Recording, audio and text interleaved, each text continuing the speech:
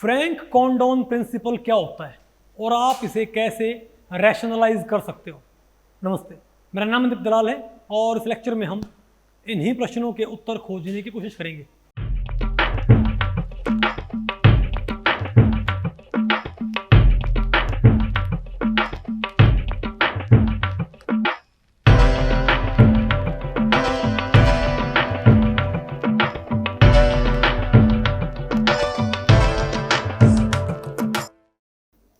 तो भाई अब बताओ हमें क्या पढ़ना है, फ्रैंक कॉन्डोन प्रिंसिपल।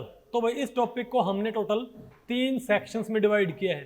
पहले हम क्या पढ़ेंगे, definition of Frank Condon principal. फिर हम क्या पढ़ेंगे, पता नहीं भाई, explanation of Frank Condon principal. और लास्ट में क्या होगा इसकी भाई, significance of Frank Condon principal. पहले तो क्या पढ़ते हैं, definition of Frank Condon principal कि इसकी डेफिनेशन क्या होती है।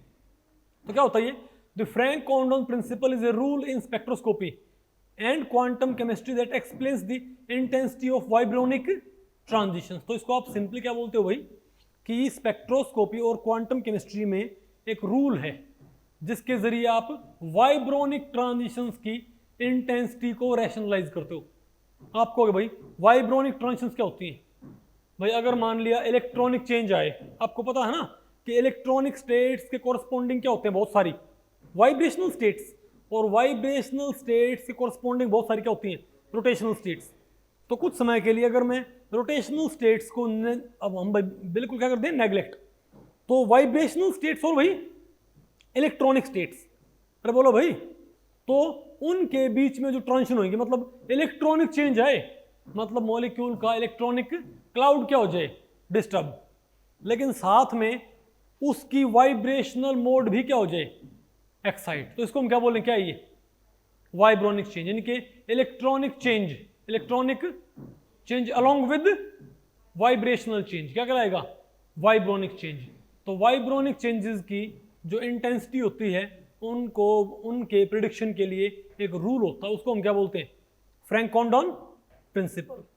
नहीं आ गया आपको, अरे बोलो भाई, ठीक है। ये तो इसकी क्या भाई डेफिनेशन, और ये बताओ, और इसका भाई स्टेटमेंट क्या है।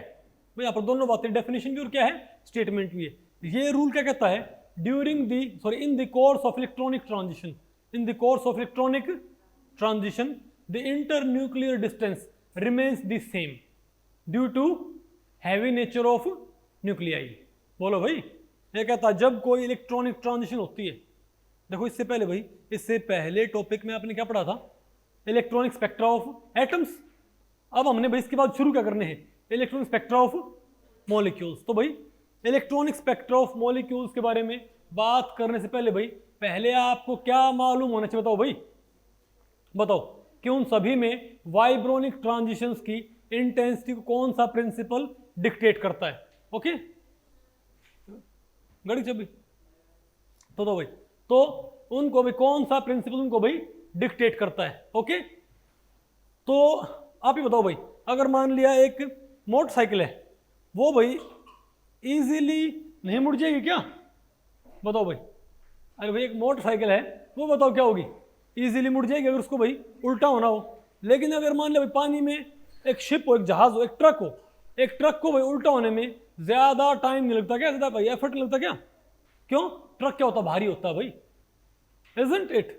सिमिलरली अगर मैं ये कहूँ भाई, मान लिया कोई जेट स्की है, अरे पानी के अंदर क्या है, कोई जेट स्की, आपको पता होगा ना, अरे वाटर स्पोर्ट्स होते हैं, उनमें उसको फ्लिप करना क्या होता है, काफी इजी होता है। लेकिन एक पानी के पूरे शिप को भाई क्या उल्टा होने में भाई टाइम नहीं लगता क्या, क्योंकि वो क्या होता है, भारी।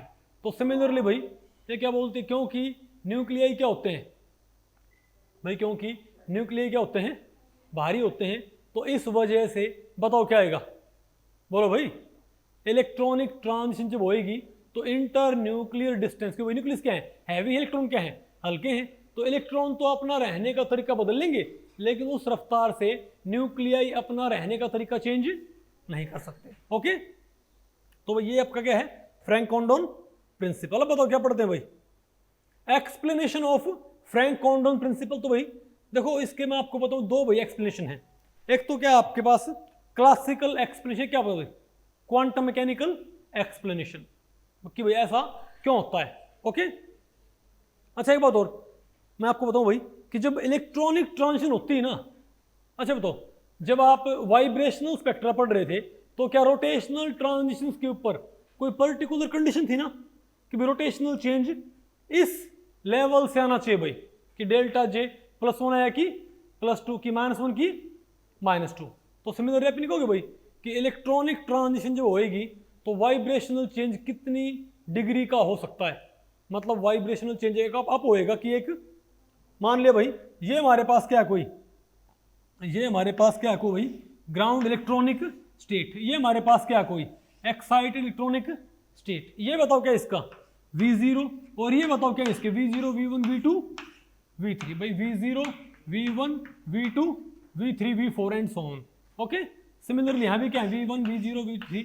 ओके, तो आप ही बताओ भाई कि जब आप यहाँ से यहाँ पर ट्रांजिशन, भाई अगर आप इस स्टेट से यहाँ पर पहुँच गए, ये हमारे पास पूरी की पूरी क्या है इलेक्ट्रॉनिक स्टेट, तो अगर आप भाई इसमें से मतलब अरे भाई ये जो लेवल है ये सिर्फ कैसे बन रहे हैं बताओ, इलेक्ट्रॉनिक क्लाउड इन सब सेम है, जो मॉलिक्यूल यहाँ है उसका भी क्लाउड वही है, जो मॉलिक्यूल यहाँ है उसका भी क्लाउड वही है, फिर आपको हो गया एनर्जी कैसे बढ़ रही है, अरे भाई क्लाउड सेम है लेकिन वाइब्रेशंस क्या उनकी डिफरेंट, तो ज्यादा वाइब्रेशन वाला क्या करेगा हायर एनर्जी पे, और कम वाइब्रेशन वाला जो मॉलिक्यूल यहाँ बैठा और जो मॉलिक्यूल यहाँ बैठा उसमें अंतर क्या है, दोनों क्लाउड क्या है सेम, अंतर क्या है यहाँ जो मॉलिक्यूल बैठा है बताओ भाई, यहाँ पर जो मॉलिक्यूल बैठा है उसकी क्या बोलते हैं वाइब्रेशनल एनर्जी क्या है ज्यादा, इलेक्ट्रॉनिक एनर्जी क्या उसकी सेम है, इजंट इट।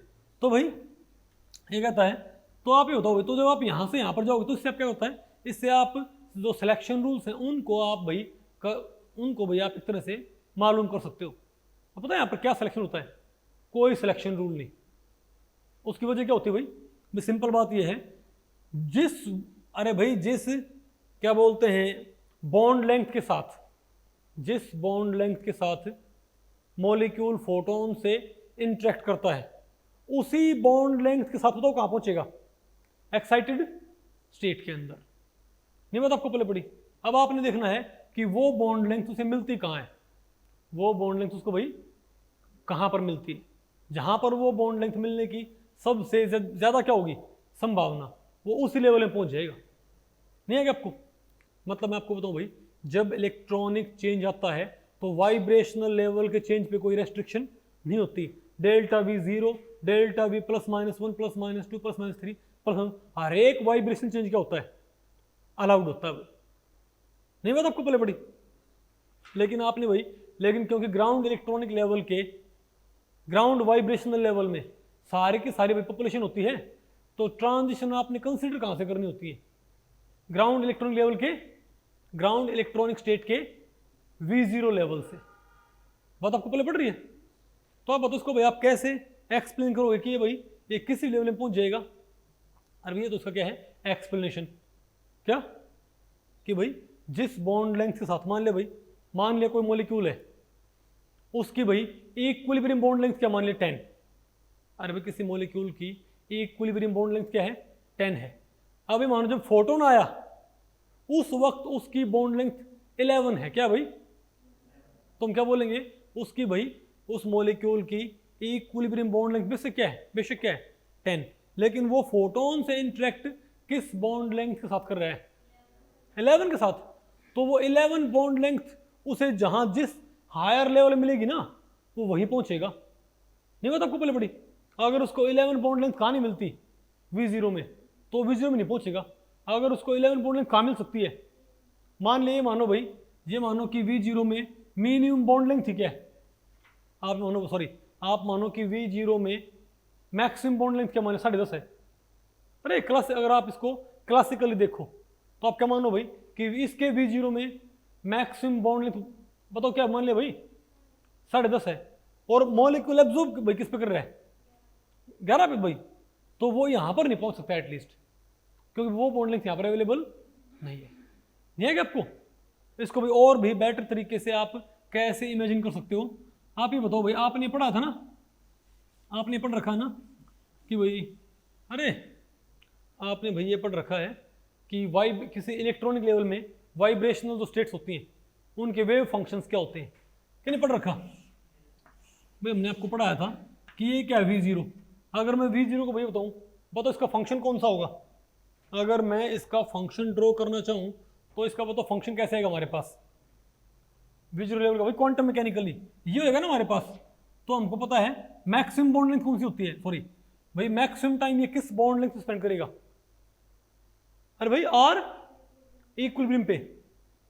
भाई आपको पता है क्लासिकली तो हम क्या मानते हैं कि मॉलिक्यूल मैक्सिमम टाइम कहाँ स्पेंड करता है, एक्सट्रीम पोजीशन पे, यानी कि फुल्ली कंप्रेस्ड या फुल्ली एक्सपेंडेड।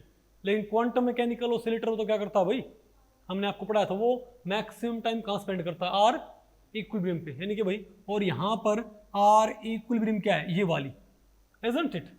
और इसके लिए फंक्शन क्या है, इस बॉन्ड लेंथ के लिए फंक्शन क्या है। अरे भाई व्हाइट कलर से, व्हाइट से मैंने क्या शो किया यहाँ पर, भाई व्हाइट से मैं यहाँ पर क्या शो कर रहे हैं, एनर्जी, ठीक है। और भाई येलो से तो मैंने क्या शो किया, ये बोलो भाई कि V0 स्टेट को बनाने के लिए, V0 स्टेट क्रिएट करने के लिए मॉलिक्यूल कैसे एग्जिस्ट करता है। तो जहां पर फंक्शन क्या हो, तो ये क्या है भाई, ये हमारे पास क्या है, आर इक्विलिब्रियम नहीं है आपको, और ये बताओ क्या -x, और ये बताओ क्या है +x, और ये क्या है जीरो डिस्प्लेसमेंट। अरे कंप्रेशन एंड एक्सपेंशन। तो बताओ भाई, तो कंप्रेस्ड बॉन्ड लेंथ के लिए फंक्शन क्या है, घट रहा है। एक्सपेंडेड बॉन्ड लेंथ के लिए फंक्शन क्या हो रहा है, घट रहा है। फंक्शन मैक्सिमम किसके लिए है, आर इक्विलिब्रियम के लिए, इजंट इट। तो सिमिलरली भाई अब अगर मैं ये कहूं कि मान लिया हमारे पास ऊपर क्या है, एक एक्साइटेड स्टेट, भाई ये तो हमारे पास क्या है, ग्राउंड इलेक्ट्रॉनिक स्टेट, और ये बताओ क्या है, कोई एक्साइटेड इलेक्ट्रॉनिक स्टेट, और ये बताओ क्या है इसका V0, और ये इसका क्या है V1, और ये बताओ क्या है इसका V2। तो आप मुझे बताओ कि यहां पर ये इसका बताओ क्या है V0, और ये बताओ क्या है इसका, नहीं बताओ आपको पहले पड़ी।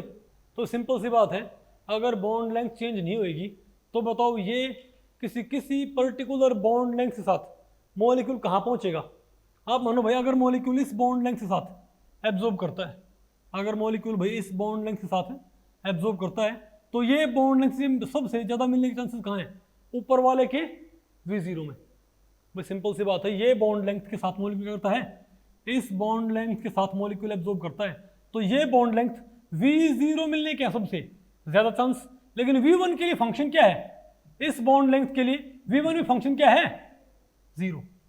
तो आपने बात देखी भाई, अरे भाई अगर मॉलिक्यूल ने इस बॉन्ड लेंथ के साथ एब्जॉर्ब किया है, तो देखो ये बॉन्ड लेंथ के मिलने के चांसेस सबसे ज्यादा कहाँ है, V1 में कि V0 में कि V1 में, V0 में। तुम क्या बोलेंगे, अगर इस बॉन्ड लेंथ के साथ एब्जॉर्ब किया तो हम कहाँ पहुंचेंगे बताओ भाई, V0 से V0। लेकिन आप मान लो भाई कि मॉलिक्यूल एब्जॉर्ब करता है इस बॉन्ड लेंथ के साथ, कौन सी भाई, अब बताओ ये बॉन्ड लेंथ मिलने के चांसेस यहाँ तो कितने हैं, थोड़े हैं ना भाई, यहाँ पर थोड़ा फंक्शन है, यहाँ बताओ क्या है। तुम क्या बोलेंगे, अगर इस बॉन्ड लेंथ के साथ एब्जॉर्ब किया तो बताओ ये कहाँ पहुंचेगा, V0 से V1 में, क्योंकि भाई ये बॉन्ड लेंथ मिलने के चांसेस सबसे ज़्यादा कहाँ है, V1 में। तो भाई फ्रैंक कॉन्डोन प्रिंसिपल बहुत ईजी है, ठीक है। अरे क्योंकि आपने इसका सारे का सारा मैथमेटिकल ट्रीटमेंट आपने नहीं करना है, इजंट इट। यहाँ पर आपने भाई सिंपली क्या सोचना है कि क्योंकि न्यूक्लियस क्या होते हैं, न्यूक्लियस क्या होते हैं, भारी होते हैं, ठीक है बात, और इलेक्ट्रॉन क्या होते हैं तो भाई हल्के होते हैं, ठीक है। तो भाई जब फोटोन टकराता है मॉलिक्यूल से तो इलेक्ट्रॉनिक क्लाउड खुद के रहने का तरीका इतना स्पीड से बदलेगा कि न्यूक्लियाई जो हैं उनको अब खुद को रीअरेंज करने मौका नहीं मिलेगा भाई।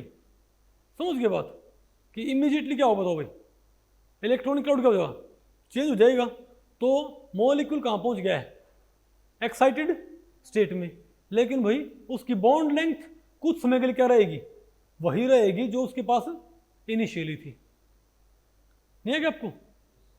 तो भाई सिमिलर बात यहाँ पर है, नहीं है क्या आपको। और भाई अरे अगर मान लिया, अरे भाई इसको ऐसा माहौल जिसको भाई, अरे भाई ये बॉन्ड लेंथ जहाँ मिलेगी ये उसी में तो जाएगा। जैसे आपने देखा भाई ये बॉन्ड लेंथ मिलने के सबसे ज़्यादा चांसेस कहाँ हैं, V0 में, लेकिन भाई ये बॉन्ड लेंथ मिलने के ज़्यादा चांसेस V1 में तो है ही नहीं।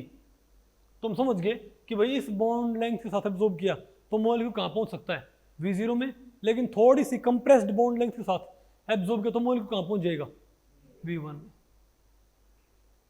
नहीं है आपको, ओके ठीक है भाई। तो उसको हम क्या बोलते हैं, फ्रैंक कॉन्डोन। और इन्हीं की इंटेंसिटी तो क्या होगी, इन्हीं की, तो बताओ भाई यहाँ पर तो आप ये बताओ, अब हमने भाई, अब आप ये बताओ, और एक बात और, अरे भाई अब इनको बोलते क्या हैं, तो आप कहोगे क्या हमको फिर ये बार बार चेक करके भाई कि ये बॉन्ड लेंथ कहाँ मिलती है, ये बॉन्ड लेंथ कहाँ मिलती है, ये बॉन्ड लेंथ के लिए भी फंक्शन कहाँ ज़्यादा है, हमको ही चेक करना पड़ेगा?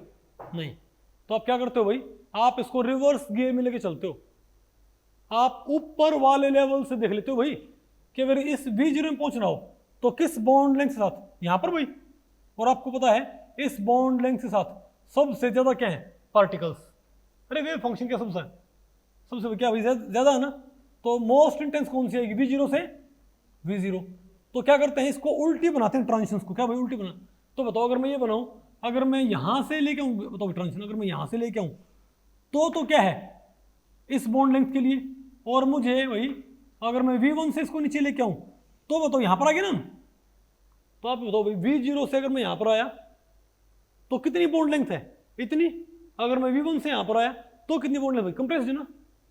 आप मुझे तो V0 में पहुंचना है, V0 तो आपने करना क्या होता है, आपने ऊपर वाली इलेक्ट्रॉनिक स्टेट जो होती है ना, उसके जो वाइब्रेशनल क्या होते हैं स्टेट्स, उनके वेव फंक्शन के मैक्सिमा से आप क्या करो, नीचे भाई सीधी लाइन ड्रॉ कर दो।